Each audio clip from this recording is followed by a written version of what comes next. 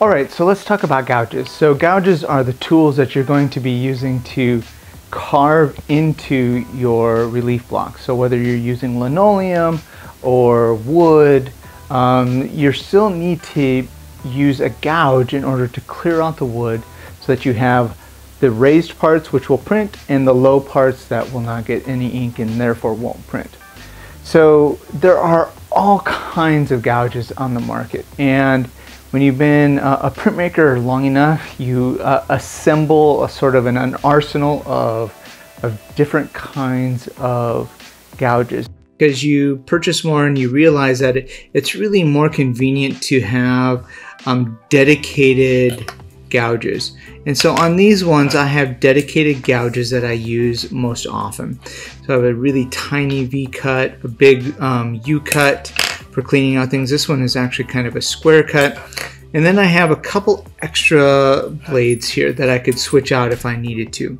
But what I want to show you here is how to set up this, the gouge. So if you turn this collar all the way off, two pieces fall out of it.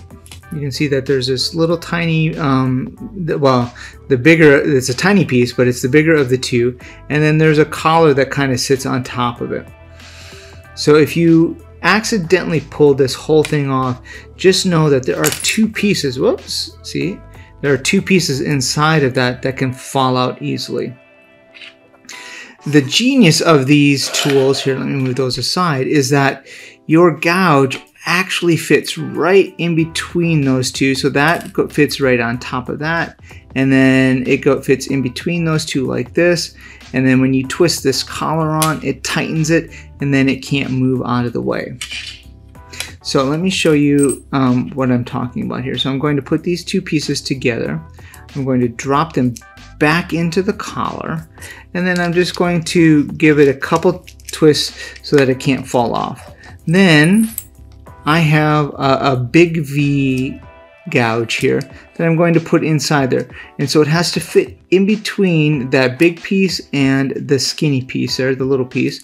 So I might have to loosen it up just a little bit, just kind of get it, wiggle it in until it feels like it has slid into there, and then just twist the handle or the collar until it gets tight, and then grab the gouge, try and move it back and forth. If it wiggles a little bit, then tighten it a little bit more until it doesn't move. Alright, so I've got these gouges here, and I've got a set piece of linoleum. I have a little V, a big V, a little U, a big U, this kind of square cut, and then the knife blade. So I just want to show you what these look like and what you use these for. So the little V you would use for really delicate and fine detail. Now I want you to notice that I have a non-slip pad underneath my mat, and I'm going to make sure that I'm pushing down on top of it here so that it can't slide. When I cut, it's an important safety issue that you make sure that you keep your fingers behind your gouge when you're carving, so that you don't slip and gouge into your fingers. Alright, so this is what a V gouge looks like, a small V gouge. It pulls out a tiny bit of linoleum as you're cutting through. This would be good for the finest line details that you want to create in a block print. If they don't fall off at the end of your cut, like this one, you can just push up on it and it will break off easily.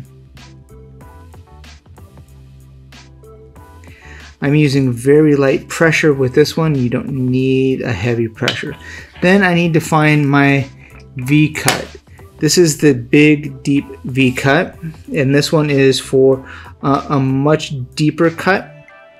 You're going to have to use a medium amount of pressure to push through that. And I want you to look to see how deep my gouge is going. It's not going to the tips. It's only going about halfway into the gouge as I push this forward. If I push too hard, you can see that I slip. So that is a good reason why to keep your fingers behind everything, because if I had my hand up here, that would have gouged right into my fingers. So I'm going to try this again with medium heavy pressure, And I'm just going to go slow. And when I hit the spot where I want to stop, I can bend that up a little bit and it breaks right off. If I wanted to keep going, I could do that too. And it's always a good idea to work in short lines and trying to go, instead of trying to go all the way around, because then you can get comfortable and slide just like what I just did right there, or keep the angle down. Now that's another thing that we'll be talking about as I'm going through how to cut through this, is there is a perfect angle. There's an angle that's too deep, which is about like this. There's an angle that's too shallow, that's like that. And then there's an angle that's just right, which gets you deep enough to carve efficiently and to make sure that you're cleaning out all of the linoleum you want to without sliding or slipping. Or going too deep, cutting into the burlap behind, or sliding off the top of your linoleum this way. So that's the deep V. I don't have a small U on my block on any of these right here, so I'm just going to go to the Dpu Blade right here, the gouge. And the Dpu Gouge is used for cleaning out big areas that you don't want to print. So you can see how much linoleum this actually clears out. And you can also work in short spurts like that.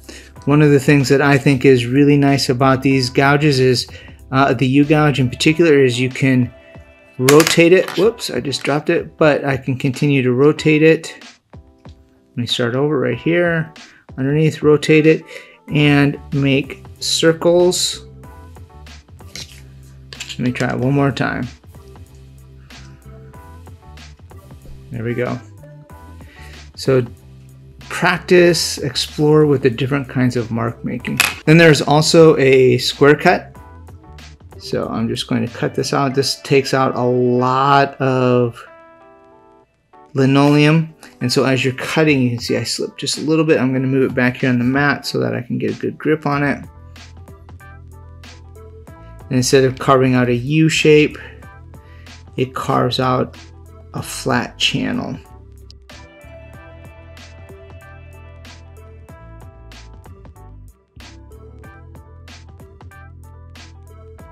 So a blade knife is just what it sounds like. It cuts a blade. Or it's a cutting blade, I should say, and it cuts into those spots. This is really great tool if you want to cut really fine spaces out. If you're working with hair or fur, you can easily cut out little tiny pieces that would end up printing. So you end up cutting down one way. Move my fingers out of the way.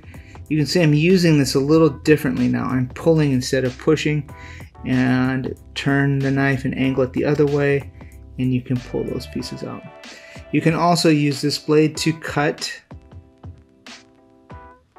your linoleum. So I'm just going to lightly score a spot there, and then I'm going to drag, whoops, I'm going to drag the knife right back through that space. And you can see that it works as the cutting blade as well. Okay, so that's the gouges. What I would suggest you do is cut off a couple small pieces like the quarter sheets that I was talking about in an earlier tutorial, and just practice gouging.